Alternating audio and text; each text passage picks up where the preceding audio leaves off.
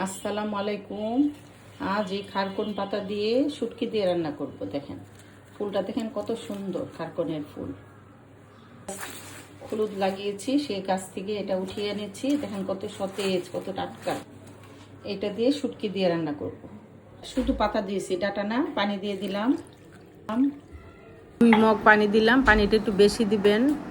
আর লবণ দিয়ে দিলাম, দিয়ে ঢেকে দিলাম। খারকন পাতাটা সিদ্ধ হয়ে গেছে, এটা এখন সেকে ব্লেন্ডার করে নেব। প্যান গরম হয়েছে, সাদা তেল দিয়ে দিলাম, রসুন কুচি, পেঁয়াজ কুচি,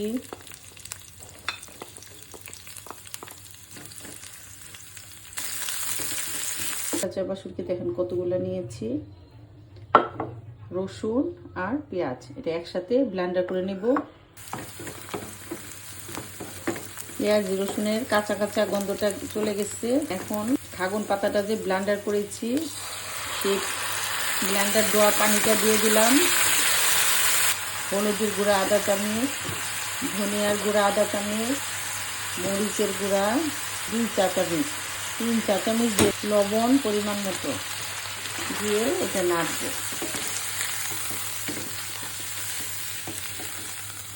পেঁয়াজ রসুন আর বাঁশপাতা শুটকি,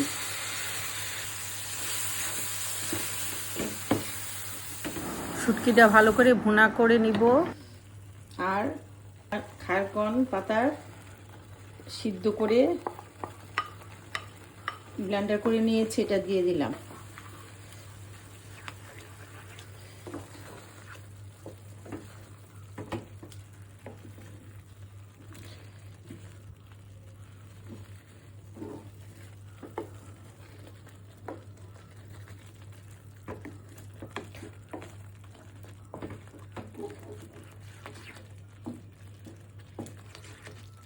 চুলাটা কমিয়ে 10 মিনিট ঢেকে দিব। ডিম আছে, এটা 10 মিনিটের মতো রেখেছি। দেখুন খারকন কচুর পাতাটা দিবেন, কিন্তু ঢালটা যে ডগাটা সেটা একটু গলায় ধরে, ওইটা দিবেন না। ওই রান্নাটা সবাই করতে পারবে না। ডালটাকে অনেকক্ষণ সিদ্ধ করে রান্না করতে হবে। আর পাতাটা আপনারা শুটকি দিয়ে রান্না করতে পারবেন, শুধু পাতাটা। আমি একটু সরিষার তেল দিব। সরিষার তেল দিলে ফ্লেভারটা খুব মজা লাগে। সরিষার তেলে বোনাটা খুব ভাল লাগবে। ভাজিতে যেমন সবার শেষে ঘি দিলে ভাল লাগে, শুটকি বোনায় সবার শেষে যদি সরিষার তেল দেন খুব মজা লাগে। আর অল্প রসুন কুচি, একটা রসুন দিয়ে দিলাম ছোট ছোট টুকরা করে। আমি ছোট করে কেটে দিয়েছি।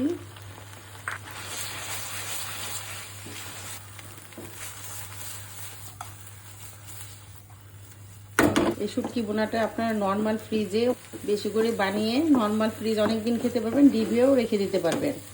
যখন খেতে ইচ্ছে হবে তখন নামিয়ে খাবেন। দেখেন নিচটা কত সুন্দর লাগে নাই? চুলাটা কমিয়ে রান্না করলে আর এটা লাগে না নিচে। আমাদের এই মরিচটা খুব ঝাল, এর জন্য আর দিলাম না মরিচ। শুটকি রান্নাটা এই যে দেখেন উল্টাইতে পারি। এখন শুটকিটা যখন এইভাবে উল্টাইতে পারবেন তখন মনে করবেন শুটকিতে আর কোনো পানি নাই, ভাজা ভাজা হয়ে গেছে। এখন নামাই ফেলবো। বন্ধ করে দিলাম।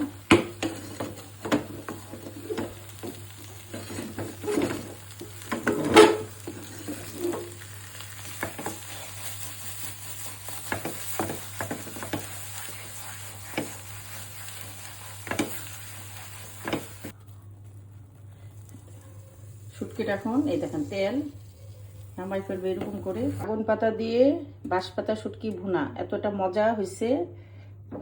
একবার হইলেও খাগন পাতা যদি আপনাদের কাছে থাকে, একবার হইলেও ট্রাই করবেন। এত মজার একটা শুটকি পাতার ভুনা।